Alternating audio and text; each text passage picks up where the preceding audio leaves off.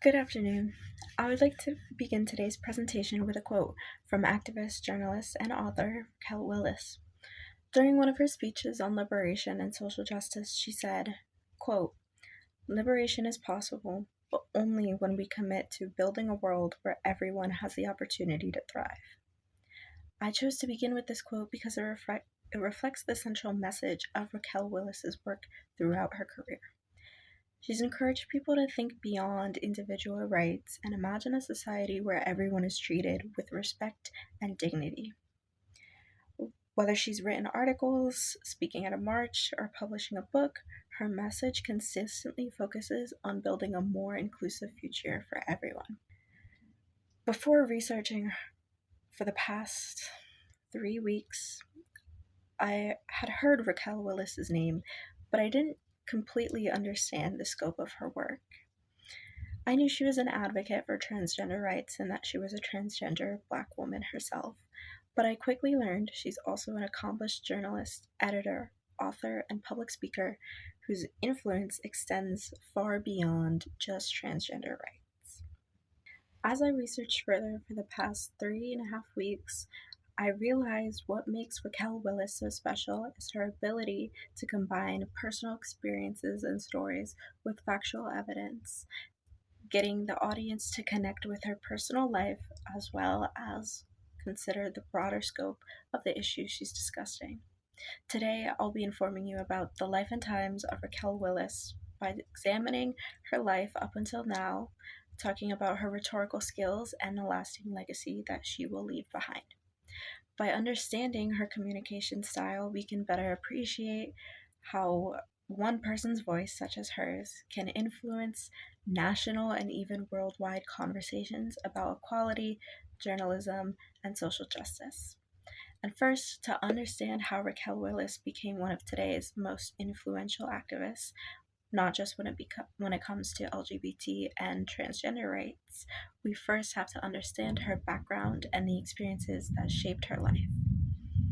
According to Raquel Willis's memoir, The Risk It Takes to Bloom, she was born in Augusta, Georgia, where she spent her childhood in a close-knit Christian family.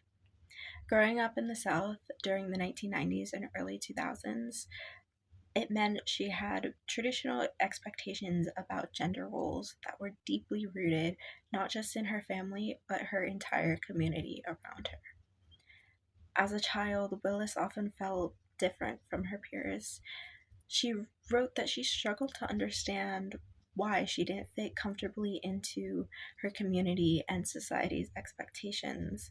Because she expressed herself differently than many other boys her age, she experienced a lot of teasing throughout childhood and especially in school. While the bullying that she faced as a child did create a lot of painful experiences for her, they would also shape the person that she would become later in life. Instead of allowing bullying to silence her, Willis developed resistance and learned the importance of expressing herself honestly instead of reducing herself to what people expected. In her interviews, she's explained that writing became an important outlet for her during her childhood, keeping journals and telling her own stories, even if it wasn't to an audience. It helped her process the experiences she had, especially the difficult ones. She's also spoken openly about the importance of her family. Even though her experience towards self acceptance wasn't easy, her relationships with her family members, especially her father, played an important role in shaping her values of compassion and perseverance.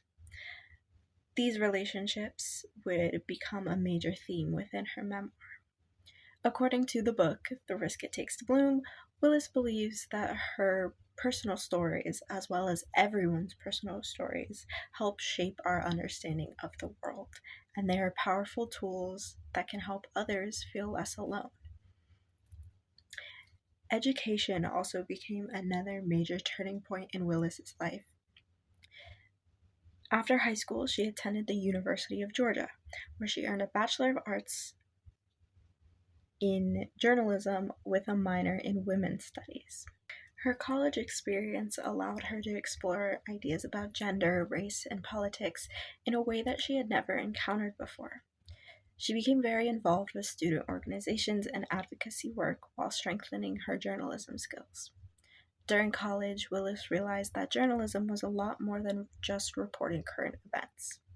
She came to believe that journalism could influence how people understand one another by telling stories that are often misunderstood or never told in the first place. This realization helped shape the rest of her career as an activist. Instead of choosing between journalism and activism, Willis instead combined both. She wanted to use accurate reporting to educate audiences while simultaneously advocating for greater equality overall. This combination of communication and advocacy remains one of the defining characteristics of her professional career. In 2013, Willis would graduate from the University of Georgia and would begin working as a journalist. According to her official biography, she first worked for a local newspaper in Georgia, covering community news and developing experience as a professional writer. She did enjoy reporting, but Willis also noticed that stories involving LGBTQ communities often received little attention or were covered inaccurately. She recognized many transgender people were either invisible to mainstream news or represented through stereotypes. Because of this, Willis became increasingly interested in using journalism to help improve this representation. She began writing essays and opinion pieces discussing identity, equality, discrimination. Over time, her work would appear nationally in many recognized publications, such as BuzzFeed, The Huffington Post, Forbes, Vogue, and The Cut, to name a few. Each publication allowed her to reach new audiences and introduce readers to perspectives they likely hadn't considered before. According to Forbes, Willis's writing became known for combining careful reporting with deeply personal storytelling. Instead of representing just statistics, she often explained how public policies affected real people and real families. This approach helped readers connect emotionally to issues that they might not have any personal stake in. Willis's journalism career expanded along with her activism. According to the Transgender Law Center, she joined an organization as a communications professional before later becoming one of its national organizers. The Transgender Law Center is one of the largest organizations in the U.S. dedicated to protecting the rights of transgender Americans and transgender people in general through legal advocacy and education. While working there, Willis coordinated campaigns and educated the public about LGBTQ issues. However, instead of just speaking to LGBTQ audiences, she often addressed businesses, universities, community organizations, and national conferences. She believed that meaningful change requires conversations with people from all different backgrounds and people who may not seem like they have any footing in certain issues. During this period, Willis also became increasingly involved in intersectional activism. Intersectionality is a term developed by legal scholar Kimberly Crenshaw. It recognizes people experiencing discrimination differently depending on the combination of identities that they hold, including their race, gender, sexuality, and level of disability. Willis often reminds audiences that conversations about equality should include all marginalized communities instead of focusing just on one group at a time. This perspective became one of the defining principles of her activism. According to Out magazine, one of Willis's greatest professional achievements came when she became the magazine's executive editor. This appointment made history because she became the first openly Black transgender woman to hold a senior editorial leadership position at a national publication. Her leadership also represented more than just an individual accomplishment. It demonstrated that journalism is becoming more representative of the diverse community across the country and across the world. Because of both her journalism and activism, Willis has become one of the nation's most recognizable public speakers on issues involving not just LGBTQ plus people, but also issues involving race and gender, as well as civil rights in general. Today, she is still writing, speaking, and organizing for future activists and advocating for what she calls collective liberation. The idea that no community is truly free until all communities are equal. Now that we've discussed her career up until now, I think it's important to highlight her communication. Part of the reason why she is so successful in her communication is because of the rhetorical appeals that she uses. One of the strongest rhetorical appeals that Raquel Willis uses is ethos, or her credibility. According to the Writing Center at the University of North Carolina, ethos is established when the speaker demonstrates knowledge, experience, and trustworthiness, basically showing the audience they know what they're talking about.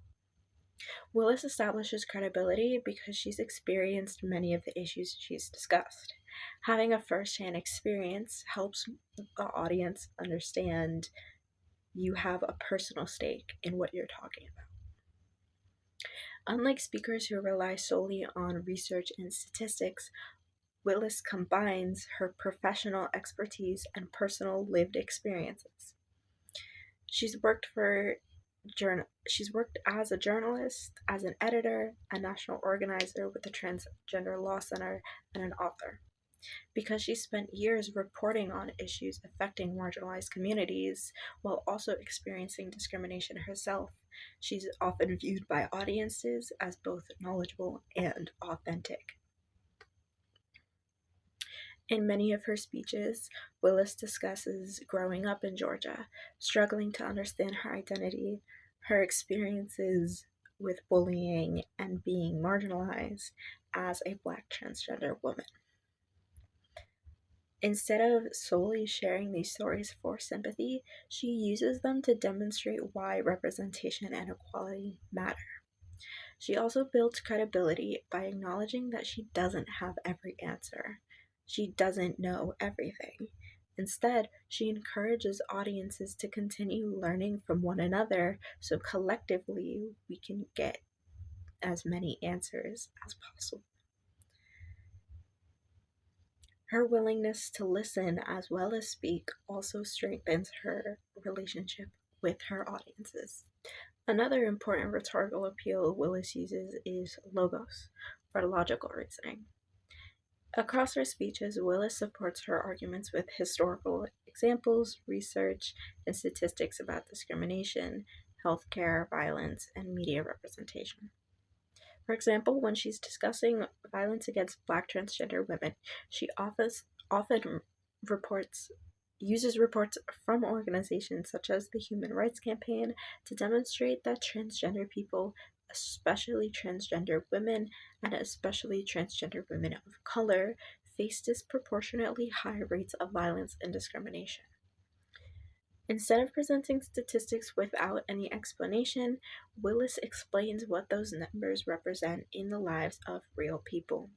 She encourages audiences to think critically about why these inequalities exist and what cultural changes, as well as legal and policy changes, could help address them.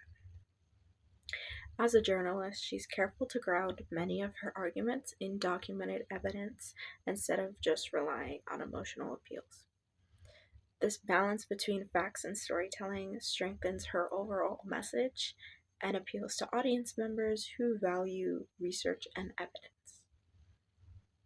And while she does highlight a lot of logical facts and evidence, she does also often appeal to emotional connections.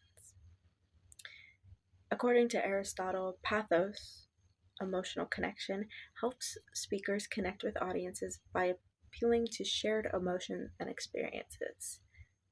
Willis frequently tells personal stories about her experiences with discrimination that allow people who wouldn't normally experience discrimination the same way that she does get a glimpse into what that's like.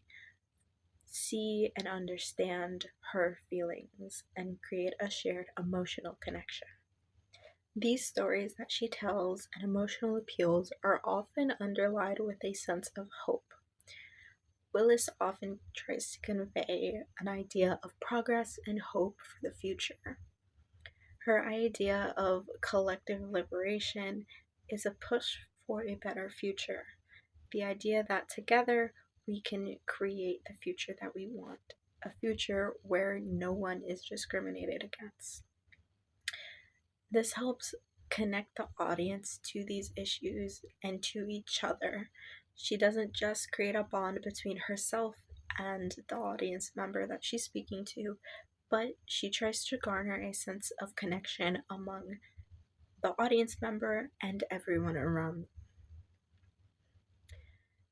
Willis also uses repetition and inclusive language to reinforce her central ideas of collective liberation and her messages of hope for the future.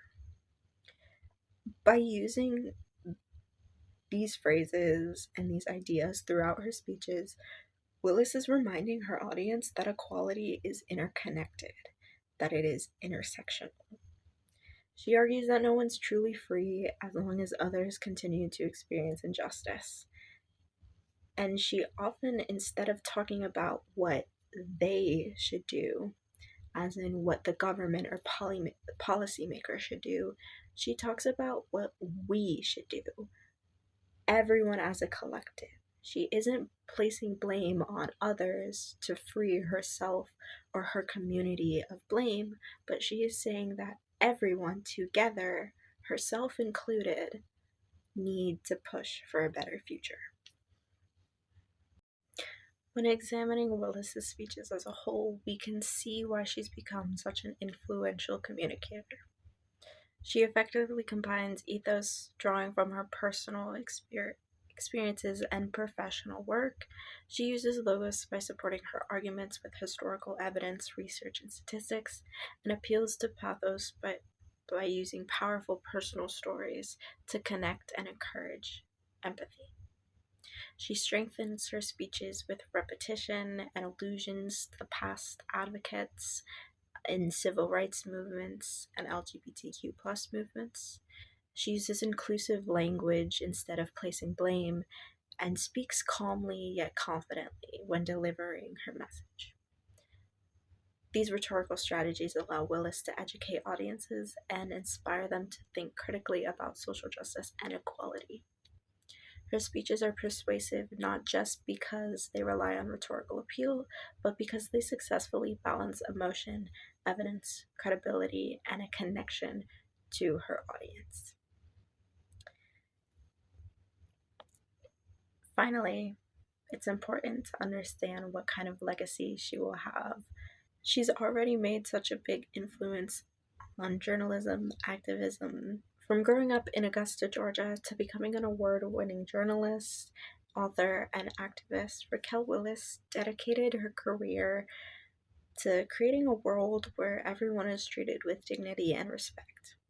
She has been the first in a lot of respects, the first Black trans woman in a lot of different areas. And with her being a trailblazer, we can only hope that she is the first of many. I'd like to end today with another quote from Raquel Willis that reflects her life's work. Quote, "Hope is a discipline. We choose it every day by continuing to imagine a better future." I think this quote summarizes her message perfectly. Throughout her career, Willis has shown that lasting change begins with people who are willing to tell their stories, willing to challenge injustice, and willing to inspire others to do the same. Thank you.